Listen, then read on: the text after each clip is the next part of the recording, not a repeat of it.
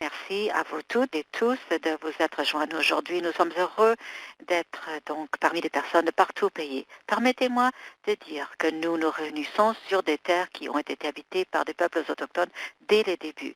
Surtout, je reconnais qu'aujourd'hui, je vous parle d'Ottawa, c'est-à-dire les territoires traditionnels du peuple algonquin Anishinaabe. Et nous reconnaissons, nous apprécions profondément leur lien historique à ce lieu et le sacrifice fait par les personnes qui nous ont précédés. Nous reconnaissons et comme apprécions les grandes traditions du savoir partagé et la santé et la guérison qui ont été tellement importantes pour les peuples autochtones. Et ce, dans beaucoup d'endroits. Je tiens également à reconnaître qu'une plateforme virtuelle a beaucoup de bienfaits. Cela a permis beaucoup d'entre nous de nous réunir aujourd'hui, mais en même temps, il y a des inconvénients. Un de ces inconvénients, c'est de garantir que tout le monde ait une voix, parce qu'il y a des centaines de personnes qui se sont inscrites aujourd'hui, mais on voulait inclure un maximum de voix et des personnes. S'il vous plaît, n'hésitez pas à saisir vos commentaires dans la boîte de dialogue. Présentez-vous à toutes les personnes ici pour que nous sachions que vous êtes là. Si vous avez des questions, des commentaires, des ressources à partager, nous vous invitons également à les saisir dans la boîte de dialogue. Aujourd'hui, notre webinaire de série Plein Feu, ça fait partie d'une série qui a comme but d'élever la voix des personnes qui cherchent à améliorer les soins de santé au Canada pour éliminer également les défis les plus importants que nous faisons face. Et également de communiquer les pratiques les plus importantes qui sont mises à l'avant, des points de lumière qui seront nous inspirants dans le but d'améliorer de meilleurs soins. Je m'appelle Jennifer Zelm et j'ai la grande chance d'être présidente et PDG de la Fondation canadienne pour l'amélioration des soins de la santé. Et je suis arrivée ici par des parcours compliqués ailleurs, dans un autre endroit. Vous diriez que ma famille des deux côtés ont des traditions nomadiques. La famille de mon père était des réfugiés. Ils sont venus de plusieurs régions de l'Europe. La famille de ma mère également a déménagé beaucoup parce que sa famille faisait partie de la tradition militaire. Finalement, je suis née à Edmonton, c'est-à-dire le territoire du traité 6 et le lieu traditionnel de beaucoup de personnes autochtones et métis. Et j'ai la grande chance d'avoir eu l'occasion d'avoir été née à cet endroit et d'avoir vécu dans beaucoup de régions de ce grand pays. Et également, nous avons des personnes aujourd'hui avec nous qui ont des histoires fascinantes et intéressantes. Je vais leur donner l'opportunité de se présenter. Marianne, vous aimeriez peut-être commencer? Bonjour. Alors, vous nous entendez? Très bien. Merci beaucoup de m'avoir invité à participer à ce dialogue. Je suis vraiment passionnée, surtout de pouvoir présenter des concerts avec Kelly, ma nouvelle grande amie. On vient de se rencontrer d'ailleurs, donc un merci à vous. Je diffuse directement du territoire Mohawk aujourd'hui, dans le territoire de Tanzania. J'ai énormément de respect pour le peuple Mohawk qui nous m'ont donné cet espace et je regarde un lac maintenant. J'espère que vous ressentir ce calme que je ressens actuellement aujourd'hui. Jennifer m'a mentionné que je m'appelle Marian Crow, je suis Cree, je viens du territoire du traité 4 en Saskatchewan et je reconnais que j'habite, je joue également dans les territoires normalement non cédés des Algonquins à Ottawa. Mais comme vous le savez, cette pandémie a fait en sorte que nous travaillons dans des circonstances très spéciales. Et je reconnais et j'apprécie beaucoup la possibilité que nous avons pour nous réunir ici avec les peuples autochtones aujourd'hui. J'ai le grand honneur et le privilège de pouvoir diriger les gestionnaires de l'Association des gestionnaires de santé des Premières Nations à titre de directrice et également maintenant comme PDG. J'ai également le plaisir d'avoir un siège au Conseil des gouverneurs pour l'hôpital d'Ottawa et comme vice-présidente de leur comité de qualité et être conseillère également auprès de l'Organisation des normes de santé. Merci beaucoup de m'avoir invité et j'accueille avec plaisir le dialogue qui se tiendra aujourd'hui. Merci beaucoup de vous être jointe à nous, Marianne. Et Kelly, je crois que vous avez un nouveau titre. Vous êtes la nouvelle meilleure amie de Marianne, mais également vous avez beaucoup de titres, beaucoup de traditions. Je vous passe donc la parole. Il n'y a rien de plus honorant que d'être la nouvelle grande amie de Marianne. C'est toute une accomplissement. Je vous dis quelques mots dans ma langue. Alors, je vous souhaite la bienvenue. Je suis tellement heureuse de faire partie de ces dialogues. Je vous parle de ma maison qui se trouve sur le territoire traditionnel de la nation Anishinaabeg. Je me trouve sur les territoires qui, dans le passé, étaient détenus par la Première Nation de mon mari, de Messingin au Beau-Soleil, comme on les appelait. Mais ce n'est pas l'origine de mon peuple. Mes peuples viennent des Adomgoks et à Terre-Neuve, et surtout de la côte ouest de Terre-Neuve. Je travaille avec des organisations centrales pour leur permettre de mieux desservir les communautés autochtones et les peuples autochtones, et ce depuis environ 25 ans. Et aujourd'hui, c'est sur quoi j'aimerais mettre l'accent, c'est ce que nous pouvons faire pour aider les organisations en ce moment incroyable que nous vivons, pour leur permettre de toujours aller de l'avant avec la réconciliation, avec la sécurité culturelle et l'humilité, et pas humilité culturelle. Ça en dit long sur l'état de ma maison aujourd'hui lorsque je parle d'humilité, et de nous assurer que ces organisations qui cherchent réellement à s'améliorer au niveau des soins donnés à nos communautés autochtones, qu'elles aient le soutien dont elles ont besoin. Je suis très honorée de faire partie de cette conversation. Miigwech. Merci beaucoup, Kelly. Je suis tellement heureuse que vous ayez pu vous joindre à nous. Et je suis également ravie de voir que nous avons des présentations qui se font dans la boîte de dialogue. Nous voyons donc vraiment un élargissement de tous ces objectifs. Aujourd'hui, nous voulons avoir un dialogue. Nous voulons communiquer des leçons apprises parce que Kelly, Marianne, vous êtes liés avec tant de personnes à travers le pays. Je sais que vous entendez beaucoup de choses en ce moment intéressant, mais pourtant difficile. Je vous invite à nous communiquer ce que vous entendez, mais également élargir ce dialogue un petit peu. Et dites-nous là où possiblement il y aurait des opportunités pour nous à l'avenir. Peut-être on peut commencer avec ce que vous avez entendu. Qu'est-ce que vous avez entendu pour ce qui est des soins en ce moment de COVID et pour ce qui est des soins de santé culturellement sécuritaires? Dans ce moment de COVID, Marianne, peut-être on commencera avec vous. Marianne, malheureusement, vous êtes en sourdine. Je crois qu'il faut le répéter. On a dû le répéter souvent depuis les quelques derniers mois. Je m'en excuse. Je prends un petit moment pour vous parler de notre parcours relativement au COVID. Et ma collègue Kelly ensuite va vous parler des éléments pratiques lorsqu'il s'agit de la mise en œuvre de l'humilité et des pratiques culturellement sécuritaires dans notre organisation. Je vous demande, s'il vous plaît, d'être patient. Je vais vous parler un petit peu de ce parcours.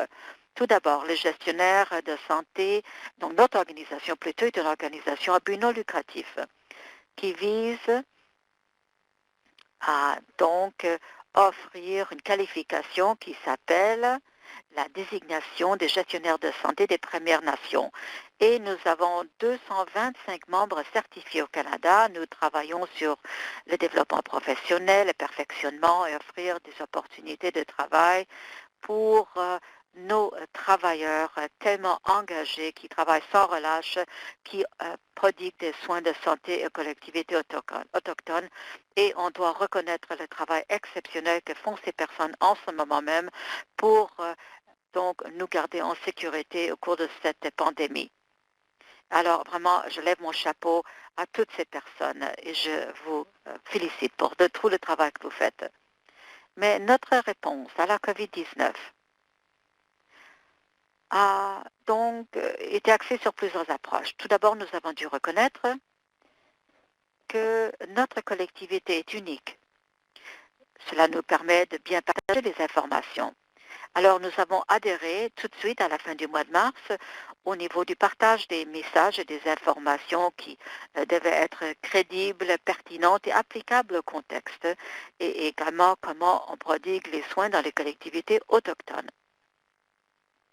Donc, nous avons lancé notre série de réunions municipales et je demanderais si j'étais donc au cours d'une de nos séances et je dirais combien d'entre vous se sont branchés à une de nos séances de la collective. Et si vous ne le faites pas, je vous invite à le faire et je vous en parlerai un peu plus longtemps.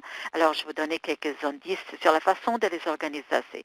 Mais nous avons travaillé tout de suite avec la Dr. Valerie Kidian au Service autochtone Canada, qui est la sous-ministre adjointe. Nous lui avons demandé de parler de la réponse à la COVID-19. À ce moment-là, il s'agit du financement également des équipements de protection personnelle. On a parlé de la planification d'urgence en pandémie, la réponse des communautés et également la possibilité donc de répondre donc à la souveraineté et de nous assurer que donc on ferme donc notre communauté aux non-membres pour éviter toute propagation du virus. Et également, au cours de ces réunions municipales, nous avons vu qu'il y avait une réponse très rapide pour ce qui est de reconnaître et de remercier tous les travailleurs de première ligne qui nous permettent de rester en sécurité. Nous avons fait une annonce de service public qui était sur la PTN, c'est-à-dire sur notre réseau de télévision et à la radio, visant surtout les Premières Nations, les territoires autochtones. Et nous avons travaillé également en partenariat avec le Centre de gouvernance autochtone et également plusieurs associations des médecins du Canada, de centres de collaboration pour la santé autochtone. Et évidemment, vous connaissez très bien le FCAS et avec la fondation, avec Carol Hopkins en particulier, également avec également la Dr. Brenda Westhoul, donc des Premières donc du First Nations Wellness Center. Donc, ce sont des composantes qui nous ont permis, dans la communauté, grâce à ces partenariats et en se soutenant au cours de cette période difficile, de travailler ensemble. Mais le partenariat était tout à fait essentiel pour élaborer une réponse. Nous avons commencé à appeler directement les communautés au téléphone pour les mobiliser et pour essayer d'identifier quels étaient les besoins, s'il y avait un message qu'on pouvait communiquer aux organismes de financement. On voulait être la voix à l'autre bout du téléphone qui écoutait avec une oreille empathique. Et en fonction de ces réunions municipales, nous avons reconnu que oui, il y avait beaucoup de questions qui revenaient souvent. Et vraiment, ça, ces réunions, c'est un dialogue à double sens. Nous présentons des informations. Ensuite, nous donnons la parole aux participants par le biais d'une boîte de dialogue et ce sont tous les participants qui peuvent nous envoyer des commentaires. Il y avait un thème qui revenait souvent. Les gens cherchent de l'information. On demande comment on peut mieux répondre aux questions qui se posent. C'est ce qu'on se demandait. Et ce point information était né, c'est-à-dire InfoPoint. Le 11 mai, nous avons lancé donc un bureau d'appel téléphonique que les gens peuvent appeler où on peut envoyer des questions relativement à la COVID-19 par courriel. Et nous allons répondre rapidement en temps de 30 minutes avec les informations que nous aurons compilées grâce à des partenariats, grâce également à des sources d'informations crédibles telles que les réseaux d'intégration d'hôpital, les autorités de santé régionales, etc.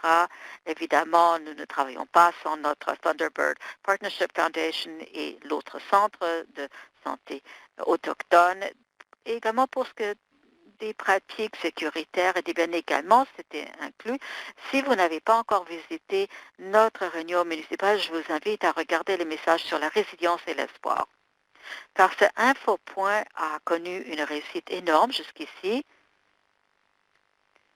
Cela continue vraiment la tradition orale, à savoir comment nous travaillons, œuvrons avec les personnes et présenter un lieu d'appel était vraiment important.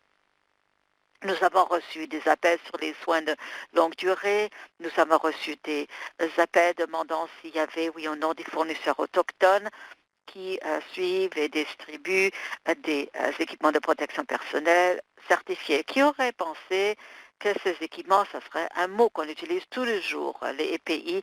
Il est incroyable de constater à quel point le monde a changé, et c'est depuis seulement quelques mois. Maintenant, qu'est-ce que nous faisons autrement? Qu'est-ce que nous avons fait à titre d'organisation?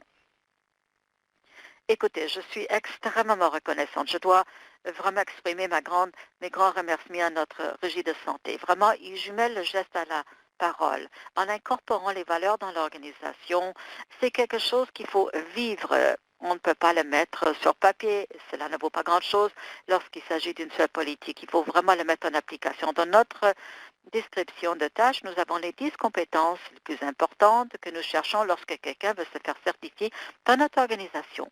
En partie, ceci porte sur les 7 enseignements, donc les enseignements qui nous viennent de nos grands-pères. Il y a des noms différents dépendant des territoires, mais c'est une façon de se comporter. C'est une question d'être humble, d'aimer. Également, ce sont les enseignements qui nous dirigent dans nos vies. Nous les incorporons dans notre description de tâches. Ce sont pour nous des mesures de rendement en fonction des indicateurs. Également, il est important pour nous d'avoir incorporé une politique sur le bien-être. Si un membre de notre personnel veut rejoindre un guérisseur, veut rentrer chez soi pour participer à une séance de sudaison, nous leur accordons 5 jours de congé pour que la personne puisse participer à ces traditions. Donc, pour adopter une approche holistique, nous appelons ça une politique de santé holistique. Mais je m'arrêterai là et je donnerai une occasion à Kelly également d'intervenir. Mais écoutez, moi je pourrais parler le reste de la journée, mais j'écoute avec plaisir les autres questions et j'ai bien hâte de vous parler des autres ressources disponibles. Donc merci beaucoup de nous donner cette occasion, Jennifer. Merci beaucoup à vous, Marianne. Je sais que ce n'est que effleurer le sujet. Mais Kelly, s'il vous plaît, veuillez vous joindre à nous dans ce dialogue. Pourriez-vous nous dire ce que vous entendez et en quoi consiste votre parcours depuis le début de cette pandémie? Écoutez, merci beaucoup, Marianne, pour tout le travail acharné que vous avez effectué. C'est extraordinaire qu'il y a tant de soutien qui est vraiment donné à nos communautés qui connaissent beaucoup de difficultés. Mon monde a très changé, j'étais fort occupée, je me déplaçais à travers le pays. Énormément dans mon travail, je dois me présenter devant un groupe de personnes et ça ne peut plus se faire, tout simplement, dû à la situation dans laquelle nous nous trouvons. Je crois que nous avons dû tous nous adopter. Nous avons dit, écoutez, on va remettre ça à un moment un peu plus long et on va voir combien de temps ça va prendre. Maintenant, les gens comprennent que peut-être la réalité ne retrouvera plus la situation dans laquelle elle était avant. Donc, il est important de pouvoir incorporer une nouvelle façon de travailler. Ça a été important pour moi, mais ça fonctionne. Cette plateforme virtuelle fonctionne très bien. La FCAS, c'est extraordinaire. Elle est très habile. En utilisant cette technologie, on vraiment organisé le soutien pour nous permettre d'avoir cette conversation. Je trouve ça extraordinaire. Je fais de plus en plus de formations en ligne. Je fais également des webinaires, des formations de plus courte durée et les dialogues. Mais c'est difficile. J'ai l'impression que je prends le bain avec mes bas sur les pieds parce que je dis la même chose, mais je ne reçois les mêmes rétroactions. Je ne vois pas si les gens trouvent mes blagues drôles. Je ne vois pas la réaction des gens. Et ça a été un peu difficile. Mais nous nous sommes adaptés et nous avons commencé à reprendre ces dialogues et nous avons parlé également, j'ai parlé à mes amis, ma famille sur leur réalité au cours de cette pandémie de la COVID-19 du point de vue autochtone. Souvent, j'entends parler d'un grand défi que tous mentionnent. Tout le monde fait face aux mêmes problématiques. Dans notre milieu aujourd'hui, peu importe quels sont nos antécédents, nous faisons face à des problématiques. Mais l'enjeu pour les peuples autochtones, c'est que nous venons souvent d'un lieu de traumatisme qui nous est légué. Et maintenant, ce traumatisme est vraiment aggravé par la réalité de cette pandémie. Écoutez, quelque chose aussi simple que de porter un masque pour des personnes qui ont été traumatisées parce qu'elles étaient donc à des écoles donc résidentielles, ça peut être vraiment un déclencheur important. Donc c'est un départ à savoir est-ce qu'on doit porter un masque ou non. Personne vous a dit qu'est-ce qui arrive à ces personnes qui donc subissent des déclencheurs de traumatisme antécédent lorsqu'ils étaient au pensionnat par exemple et faire la file, aussi simple que ça, faire une file, faire la file autour de l'épicerie. C'est comme un régiment, c'est un élément déclencheur pour des personnes qui viennent d'un environnement où tout ce qui faisait, chaque geste était dicté par vraiment les autorités. Ils n'avaient pas de choix. Ça peut être des points déclencheurs. Et nous faisons tous face à des choses comme le fait de ne pas pouvoir être avec nos proches, des personnes qui sont par exemple dans un CHSLD ou dans des résidences de soins de longue durée.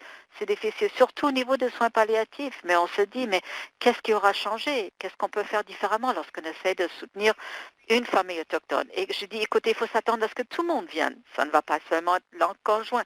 Tout le monde va venir. Les cousins vont tous venir parce que nous sommes toujours là en communauté. Et ça nous a beaucoup permis de guérir des traumatismes que nous avons connus dans le passé, mais ça nous a été enlevé au moment où le traumatisme est aggravé. Donc ça a été extrêmement difficile pour nous. Marian a soulevé une autre question, c'est-à-dire les communautés se rassemblent et ferment un peu les frontières pour protéger les membres d'une communauté. Moi, je les félicite et je les soutiens à 100%. Mais il y a un prix à payer. Pour certaines personnes qui vivent en réserve, justement, la communauté de mon mari est sur une île. C'est un excellent exemple, à savoir qu'on ne peut pas se rendre au travail. En ville, si vous êtes à l'île, si vous vivez sur l'île, vous devez y rester. Et ça nous rappelle un moment où on n'avait pas le droit de se déplacer à la route sans avoir la permission d'un agent du service des Indiens. Et écoutez, le passé n'est pas si loin. Maintenant, on nous dit encore une fois qu'on doit rester là, on n'a pas le droit de se déplacer. Mais nous savons que c'est pour notre propre bien, nous le félicitons. Mais ça ne veut pas dire que ce n'est pas un élément déclencheur. Mais nous vivons hors réserve, donc mon mari n'a pas la possibilité de rentrer chez lui. Il n'a pas pu rentrer chez lui pour parler à sa mère, donc au cimetière, lorsque c'était sa date anniversaire, une chose qu'il fait tous les ans. Moi, je manque vraiment les fleurs qui sont maintenant vraiment tous en fleurs maintenant, et ma fille ne peut pas aller sur le territoire traditionnel. Donc, ce sont le genre de choses que j'entends. Ce n'est pas pour dire que ça va pire pour nous que pour les autres, mais il y a certains niveaux de sensibilisation qu'il faut maintenir pour nous assurer de soutenir de façon équitable le peuple autochtone en comprenant ces problématiques cumulées qui n'existent ou non peut-être dans le reste de la population. Et Miigwech, merci beaucoup, je m'en tiendrai là. Merci beaucoup, Kelly. Et juste pour faire écho à vos commentaires, vous avez mentionné un contexte qui est culturellement sécuritaire et comment appuyer les soins de santé culturellement sécuritaires pendant ce moment difficile. Et je sais que Marianne et vos collègues, vous y réfléchissez beaucoup. Auriez-vous des réflexions que vous aimeriez partager avec nous? Oui, absolument. Merci pour cette question, Jennifer et Kelly. Merci beaucoup d'avoir vraiment établi ce contexte et d'avoir parlé de ce traumatisme historique que nous vivons toujours. Vous savez, on a des partenaires qui se sont joints à nous aujourd'hui. On vous invite à réfléchir à ce qu'on regarde les 7 enseignements dans notre collectivité. Nous y relions également la façon dont l'humilité, la sécurité culturelle se trouve véritablement au cœur de toute programmation. Lorsque vous adoptez le point de vue autochtone, vous savez, en fait, il y a 600 nations au pays. Nous avons, chaque nation a sa façon vraiment unique de parler, d'exercer sa souveraineté, de travailler dans les pratiques. C'est toujours unique. Un aîné qui utilisait le tabac à la fin de la réunion, ce n'était pas ça leur pratique, mais moi, personnellement, j'arrivais de la Saskatchewan du Sud et pour moi, c'était la bonne chose à faire. Pour moi, j'ai vraiment fait un faux pas en utilisant le tabac. Mais récemment, j'avais participé à une cérémonie de Mohawk et il y avait un cercle, mais il tournait dans le mauvais sens. Mais tout de suite, ils ont compris que je n'étais pas une femme Mohawk. Pour moi, c'était le contraire de ce que nous faisions. Donc, il y a toutes sortes de nuances. Il faut toujours poser la question. Il faut demander, mais quel est vraiment le sens de ce geste culturel? Quel est son sens pour la communauté? Et vous savez, il y a une chose que j'ai toujours appréciée. C'est les partenariats que nous avons pu créer à titre d'organisation. Et je vous encourage à rejoindre votre nation avoisinante si vous êtes dans le secteur de la santé pour connaître la culture À quoi est-ce que cela ressemble pour vous? Comment est-ce qu'on peut incorporer dans l'organisation des politiques qui portent, par exemple, sur les séances de purification? Si c'est bien, vous savez, ou le cèdre, par exemple, ou Kelly, vous avez parlé des différentes pratiques, c'est-à-dire lorsque quelqu'un est mourant, c'est toute la famille qui va venir. Mais nous sommes comme ça. Donc, il est extrêmement important d'en tenir compte. Et également, je trouve que la FCS est une organisation extraordinaire. Nous avons un partenariat qui est véritablement enraciné dans le respect réciproque et qui est un avantage pour les deux organisations. Le parcours pour y arriver n'a pas été facile. Cela a pris du temps. Nous avons dû y passer une étape à la fois et nous l'avons fait également au rythme de la communauté et de l'organisation. Et ça a été d'une très grande valeur. Les conseils se sont réunis. Nous avons donc passé le pain ensemble et c'est cet engagement pour mieux nous connaître à titre d'organisation, à titre de peuple, en dirigeant les organisations qui est important. Vous savez, il n'y a jamais une solution rapide. Cela prend du temps, cela prend du respect et il faut avoir la volonté d'être un peu mal à l'aise dans ces apprentissages. Et c'est à ce moment-là que nous apprenons réellement. J'ai examiné des ressources très importantes. Et également, Megan, justement, de la Fondation, nous parle du parcours que nous avons fait ensemble. C'est-à-dire, si vous ne l'avez pas encore fait, vérifiez, allez voir ceci, The Journey Walk Together, ça a été fait en partenariat pour étudier les premières étapes. Qu'est-ce que nous avons fait? Là où nous avons adopté l'humilité culturelle, comment nous l'avons incorporée dans nos organisations. Et encore une fois, c'est vraiment le premier pas de ce cheminement. Nous avons bien hâte d'en parler plus dans des projets à venir. Mais maintenant, comment les incorporer dans les politiques? Comment est-ce qu'on va vraiment les vivre? Et ensuite, comment mobiliser vos communautés autochtones dans vos organisations? Et je dois dire qu'il n'y a rien de pire pour une personne autochtone que d'avoir donc un colon qui vient nous donner des leçons sur notre histoire. Écoutez, il y a également l'expérience vécue, il y a d'informations qui existent. Nous l'apprécions, mais surtout rejoignez les fournisseurs, surtout maintenant pendant cette pandémie. Il y a tellement de communautés innovatrices qui transforment la production de sirop d'érable pour faire des purificateurs de main. Et je crois qu'on a une liste, il y a une liste disponible de fournisseurs certifiés. Mais soyez innovateurs dans votre façon d'acheter et de fournir dans un monde autochtone. On veut continuer à faire rouler l'économie. Également, nous avons affiché donc une ressource sur indigenoushealth.ca. Donc, c'est indigenoushealth.ca. Sur ce site, nous avons affiché plus de 200 ressources relativement à la COVID-19. Mais on ne voulait pas s'en approprier parce que c'est beaucoup de matériel. Donc, nous l'avons affiché à l'extérieur de notre organisation. Si vous disposez de ressources, n'hésitez pas à rejoindre les ressources, affichez-les, partagez-les avec nous. Nous serions tout à fait heureux ensuite de les transmettre à la famille collective de connaissances de partage. Je crois que c'est une leçon que nous devons tous apprendre et on veut arrêter de travailler en silo. Prenez le téléphone, mobilisez, mettez-vous sur Adobe Connect, peu importe la plateforme que vous utilisez et parlez-en, à savoir comment nous pouvons nous soutenir les uns des autres, pas seulement à titre des citoyens, mais également pour lutter contre cette pandémie. Et comment est-ce qu'on peut offrir de la sécurité à tous et également continuer à faire rouler l'économie autochtone. Écoutez, vous savez ce qui arrive. Je m'excuse, je parle beaucoup. Donnez toujours un microphone à une femme crie, vous voyez ce qui se passe. Écoutez, Marianne, cette cérémonie de pain, ça me manque vraiment beaucoup. Et voilà une autre pensée, Jennifer, avant de passer la parole à Kelly. Un rappel.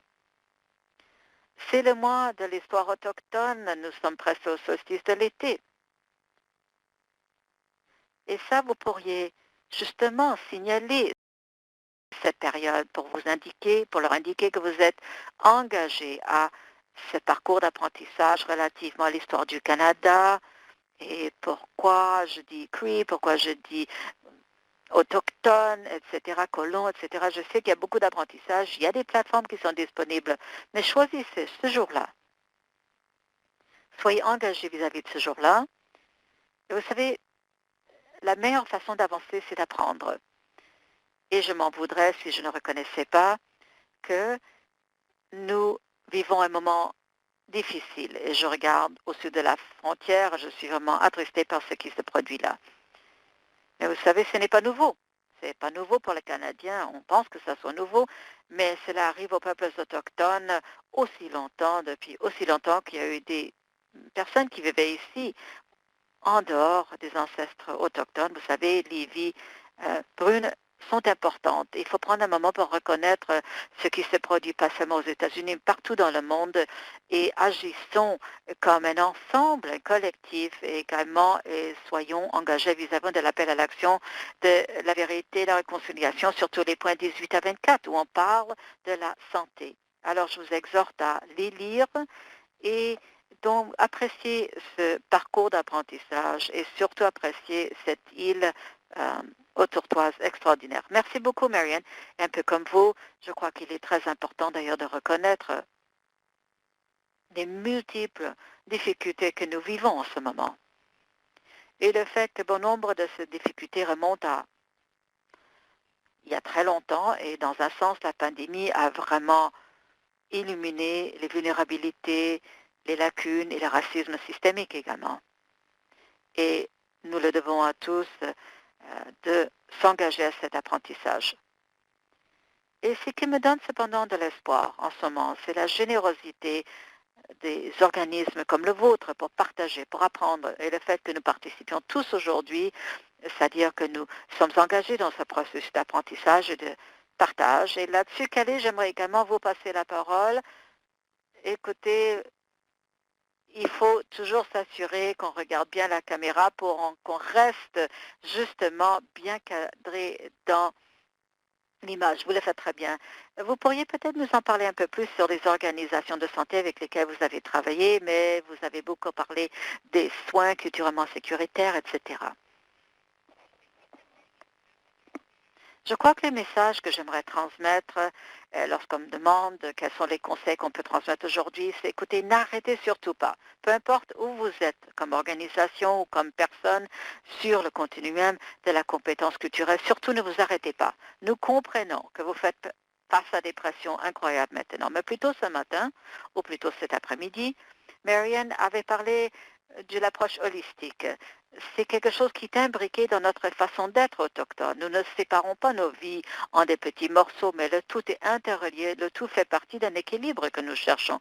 Et c'est comme ça qu'il faut voir les questions autochtones dans votre organisation. Ça fait partie du tissu dans son ensemble. Ça ne se trouve pas sur une tablette, quelque chose que vous prenez lorsque vous avez le moment de le faire, ensuite vous écartez. Mais les questions autochtones et de répondre aux communautés autochtones doivent faire partie de votre planification de la COVID.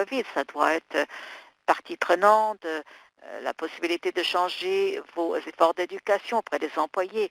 Et ça doit faire partie de ce nouvel environnement. Ça fait partie de notre monde. S'il vous plaît, n'arrêtez pas.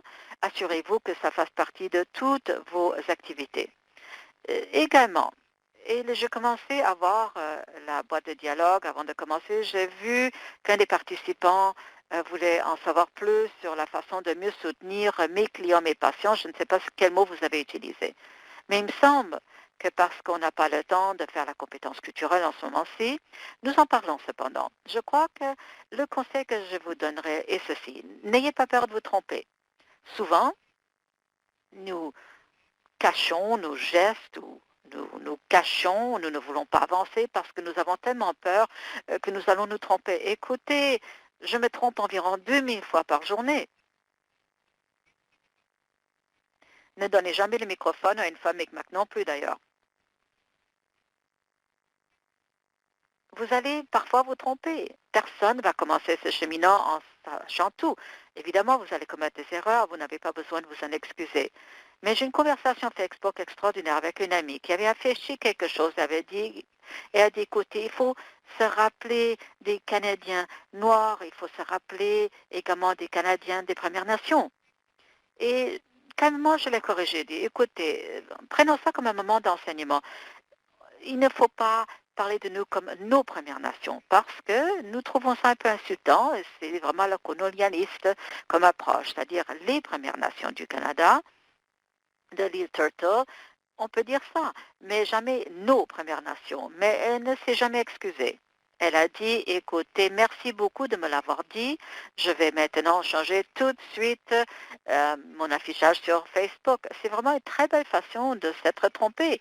On n'a pas besoin de se sentir mal. Il suffit tout simplement de reconnaître que oui, on doit en apprendre plus et que l'apprentissage passe par le dialogue. Si votre organisation ne dispose pas de ressources pour vous, vous devez commencer à préconiser cela. Il doit y avoir un endroit où vous pouvez appeler, parler à un aîné, avec un éducateur. Peut-être vous devriez avoir un cercle consultatif composé par des représentants autochtones auxquels vous pouvez vous parler à des personnes qui font ça depuis très longtemps. Vous devez également vous adresser aux bonnes personnes. Je suis Kelly Brownville, j'ai beaucoup de vécu. Écoutez, vous n'allez jamais pouvoir me fermer la parole, mais je ne représente pas les communautés autochtones. Si vous voulez bien répondre aux personnes qui ont la permission ou qui donc ont la possibilité, qui ont l'autorité de parler au nom des communautés autochtones, c'est à ces personnes-là qu'il faut parler, donc évidemment à l'Assemblée des Premières Nations, les conseils tribaux, etc. Vous devez savoir à qui vous vous adressez, mais n'arrêtez surtout pas d'intervenir. Et je travaille avec quelques personnes maintenant. Cherche quelqu'un à l'autre bout vraiment de la ligne pour se rassurer. Et j'écris actuellement mes mots que j'ai envoyés à tous nos partenaires, y compris les Premières Nations. Je leur demande, selon vous, c'est libellé comment? Avoir la possibilité de poser cette question à n'importe quelle personne enlève tellement de pression des épaules d'une personne. Et ça vraiment clarifie les choses. Donc, élaborer des relations avec des organisations comme celle de Marian, avec des organisations politiques, établissez des liens avec les formateurs et ceux qui offrent des séances de formation. Marian a également indiqué qu'il n'existe pas une approche pan-autochtone vis-à-vis de ce travail, que absolument nous sommes individuels au niveau de notre façon d'être et de connaître, et quant à nos attentes vis-à-vis des prestataires de services, nous n'avons pas une seule réponse. Vous devez être en mesure d'établir des liens avec les personnes autour de vous. Si vous êtes une organisation locale, qui sont maintenant vos partenaires? Sans doute, vous connaissez les Premières Nations dans votre région ou qui sont à proximité, ou connaissez-vous d'autres organisations, des centres d'amitié, également des organisations de femmes autochtones, les nations métis également. Est-ce que vous les rejoignez également? Si vous voulez démarrer un processus de formation dans ce monde de la pandémie, COVID, n'oubliez pas que notre histoire ne commence pas au contact. Il est tellement important que nous parlions de ce qui existait avant le contact pour que vous puissiez comprendre le cheminement et pour qu'on puisse tout d'abord comprendre ce qui existait avant, ce qui nous a été enlevé. Marian vous a invité de le faire au cours du mois de l'histoire autochtone, et lorsque j'entends parler de ça, ça me donne un pic parce que moi, j'ai été à l'école publique au moment lorsque... Et écoutez, on ne m'a pas enseigné l'histoire, on m'a enseigné la perspective sur l'histoire, et en grande partie, c'était tout simplement erroné. Donc, assurez-vous que lorsque vous cherchez cette histoire, que vous ne lisez pas un livre d'histoire qui a 50 ans, parce que ça ne sera pas le langage approprié. Vous allez voir un contenu qui est complètement déplacé. Vous allez voir, encore une fois, le mot découverte renforcé. Lorsque je travaille avec les clients, je n'arrête pas de leur dire, écoutez, vous devez travailler en partenariat avec les personnes auxquelles vous allez fournir les soins. Donnez-moi un petit moment et je vais vous préparer pour les écouter. Je ne dis pas, je ne raconte pas un seul récit, mais je vous prépare pour pouvoir entendre ce que vous diront, là j'ai utilisé le mot vous, mais ce que les partenaires autochtones de votre région pourront vous demander. Finalement, le conseil que je vous dirais, c'est que ne vous arrêtez pas. Il est important de maintenir cet élan. N'oubliez pas d'avoir une approche holistique. On ne veut pas seulement y penser au cours de la journée de l'histoire autochtones, mais de façon continue.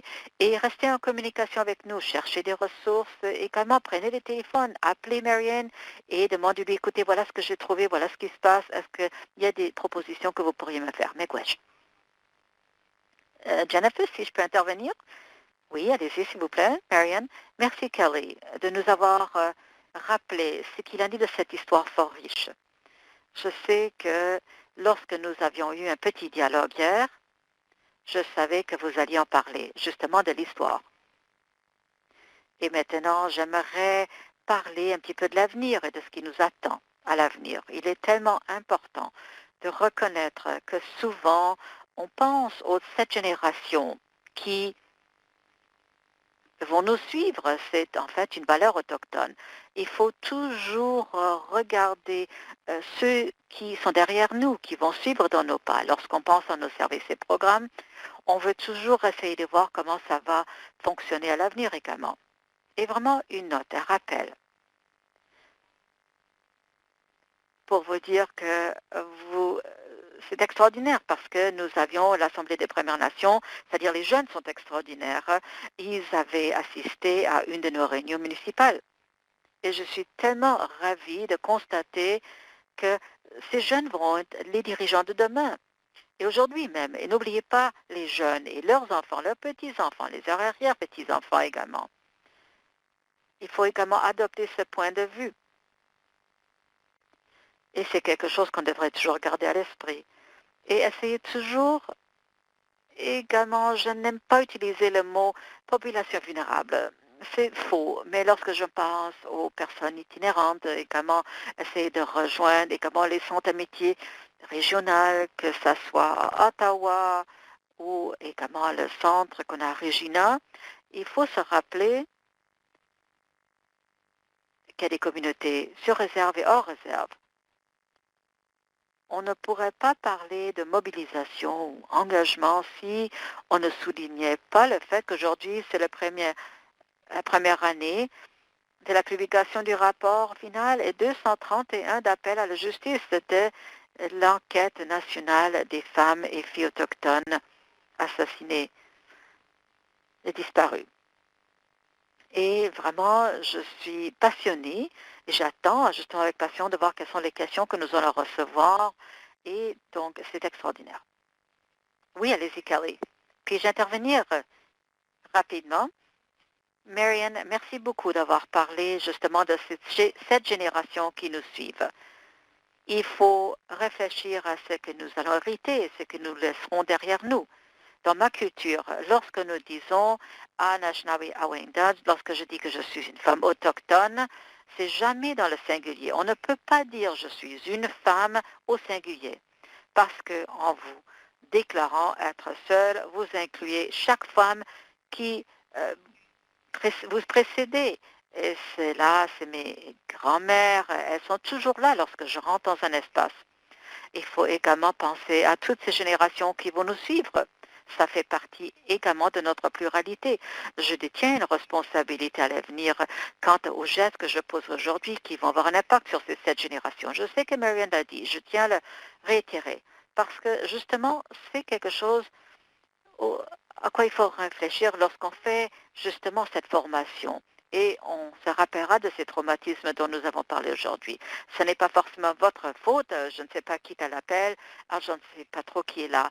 Mais lorsque je le dis aux participants, mes athlètes, je dis, écoute, c'était pas vous qui étiez responsable des pensionnats, c'est pas vous qui abusez des enfants dès les années 60. Il faut reconnaître cependant cette histoire. Il faut comprendre que c'est une histoire collective, mais ce n'est pas une question de se sentir coupable pour cette histoire, mais il faut évidemment s'approprier de ses propres gestes aujourd'hui. Votre silence, ou votre incapacité d'apprendre, ou votre incapacité d'agir en fonction de ces nouvelles connaissances, ça c'est de la complicité.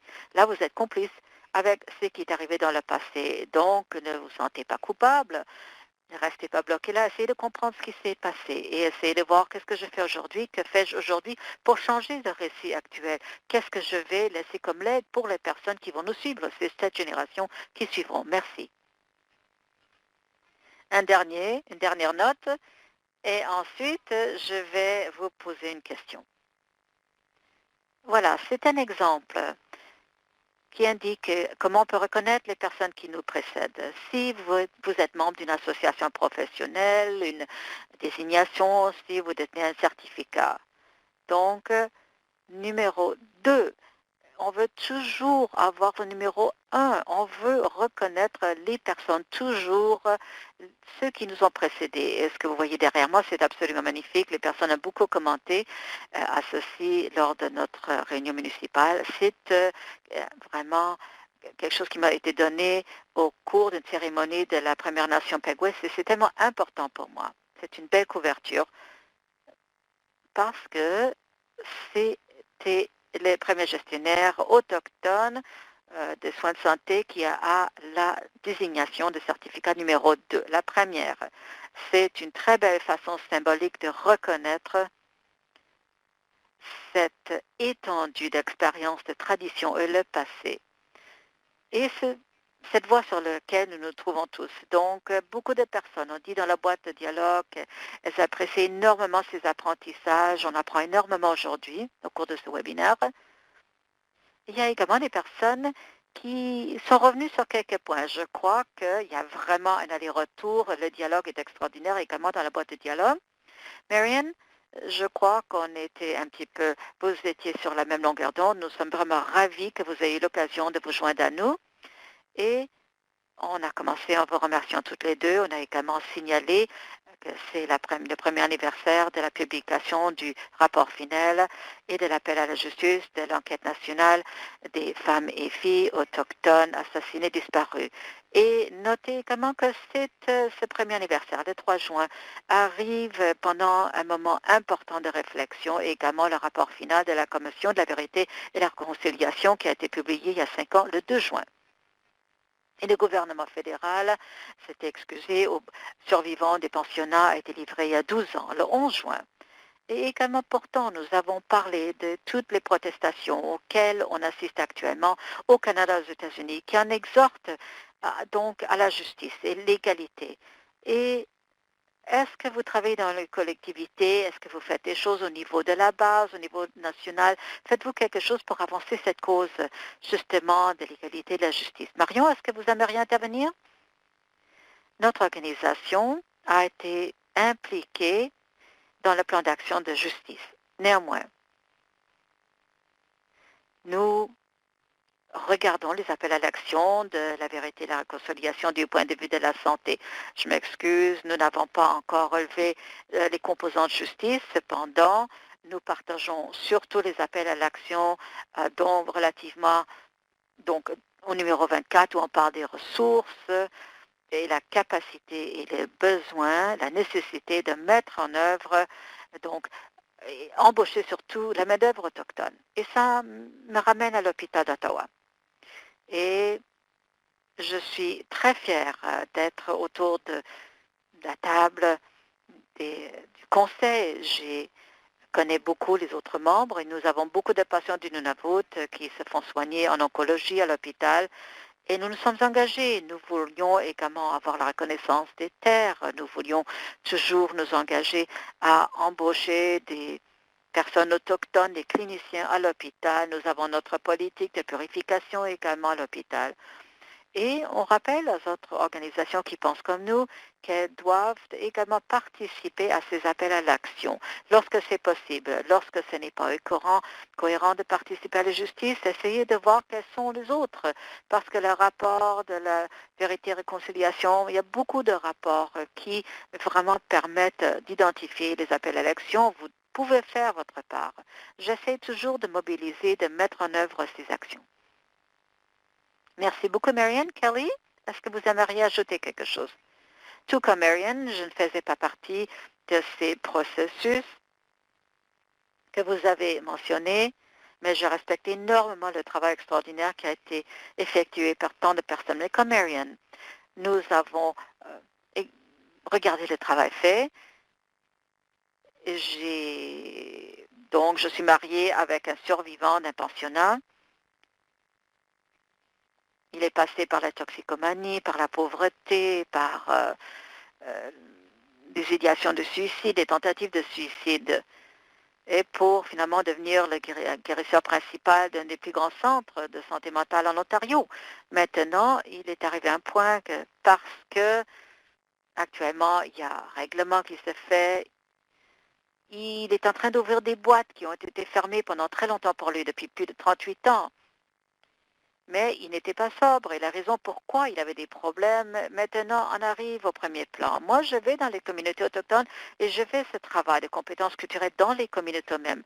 Parce que parfois, on examine de si près nos propres traumatismes, on perd de vue la perspective plus large. Et je donne presque la même présentation aux autres organisations de santé. Je fais la même présentation aux communautés autochtones. Je leur pose la question, comment est-ce que ça a touché votre famille, vous personnellement, votre communauté, votre nation? C'est d'une si grande valeur, même pour elles, de vraiment prendre un peu de recul et avoir une vue d'ensemble. Donc, de façon très humble, j'estime que mon travail a commencé après ce point-là.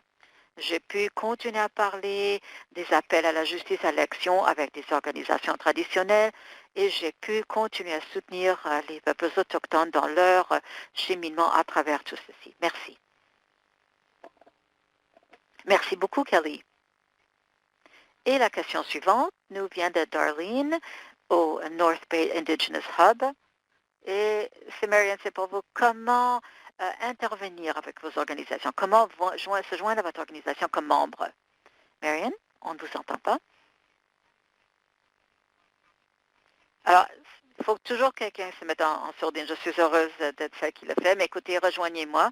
Merci beaucoup Hub de North Bay. Merci d'avoir posé la question. Écoutez, vous pouvez devenir membre. Vous pouvez suivre nos cours. Nous avons des ateliers disponibles. Nous allons faire une grande annonce la semaine prochaine sur également la prochaine réunion municipale à venir, le Town Hall. Et vous pouvez également nous appeler sur notre site ou sur Facebook. Également, nous avons une page Facebook. Écoutez, il suffit d'aller voir notre page Facebook, regardez nos programmes qui sont offerts. Vous pouvez vous inscrire comme membre et à ce moment-là, cela vous donne accès à beaucoup de ressources très riches. Et si vous voulez lancer votre propre cheminement, comme ma collègue a dit, ne vous arrêtez pas, engagez-vous à l'apprentissage continu. C'est possible pour nous, c'est vraiment un engagement à vie vis-à-vis de l'apprentissage. J'aimerais beaucoup vous voir à un moment donné à l'avenir lorsque vous participez à une de nos activités, soit nos séances d'éducation, ou à un moment donné de vous faire certifier avec notre désignation et également d'assister à notre conférence nationale lorsque nous aurons le droit de nous réunir et lorsqu'on sera sur le podium, lorsqu'on va célébrer, on va partager ces connaissances très riches et donc également notre grande sagesse collective. Et de mon expérience personnelle, je peux dire qu'une telle réunion est extraordinaire. Donc, tout le monde devra essayer d'y participer lorsque ça sera possible à nouveau. Évidemment, ça viendra, mais peut-être pas encore. Et nous avons bien hâte également de voir le petit avant-goût pour la semaine prochaine. J'espère que tout le monde va se joindre à nous. Donc, je réalise que nous sommes presque à la fin de notre webinaire, mais j'aimerais vous donner l'occasion de partager quelques mots de la fin, quelques leçons qu'on devrait tirer, peut-être un peu d'espoir également que vous pourriez nous transmettre. Kelly, peut-être vous aimeriez commencer? Bien sûr. Je tiens à vous dire un grand merci, Magwetch, de nous donner cette série plein feu pour qu'on puisse avoir ce dialogue. Merci beaucoup également d'avoir inclus la sécurité et la compétence culturelle dans une conversation qui met l'accent sur d'autres points, vu la réalité dans laquelle on se trouve. Et n'oublions pas que cependant que ce travail doit se poursuivre. Je suis très reconnaissante d'avoir l'occasion de parler ici. Mais j'aimerais également vous encourager. D'ailleurs, je vous ai dit, ne vous arrêtez pas. Mais parfois, il faut dire, vous êtes peut-être en train de commencer ce cheminement et vous ne savez pas trop comment y parvenir. Mais écoutez, examinez les ressources que Marianne a partagées. Regardez également les 94 appels à l'action du de la Commission de vérité et réconciliation. C'est énorme, c'est 94 appels d'action, c'est quelques pages. Tout le monde peut les lire, on a tous le temps de les lire. Il y a une raison pourquoi on les appelle à l'action. On ne les appelle pas des recommandations. Une raison, parce que c'est un appel à l'action. Regardez celles qui portent sur les soins de santé de 18 à 24, n'est-ce pas, Marianne? Mais également, voyez-vous comme un citoyen du monde entier. Et votre responsabilité consiste à donc améliorer un petit peu ce monde et le laisser à meilleure posture. Et n'ayez pas peur d'avoir ces conversations. Comprenez que ce cheminement connaîtra des obstacles et des trous. Mais c'est à ce moment-là qu'il faut se dévouer à ce travail. C'est surtout lorsque les choses vont pas bien qu'il faut se dévouer. Et lorsque vraiment on est en période de difficulté, c'est là où on a besoin de personnes qui sont engagées à aller de l'avant et à continuer cet excellent travail.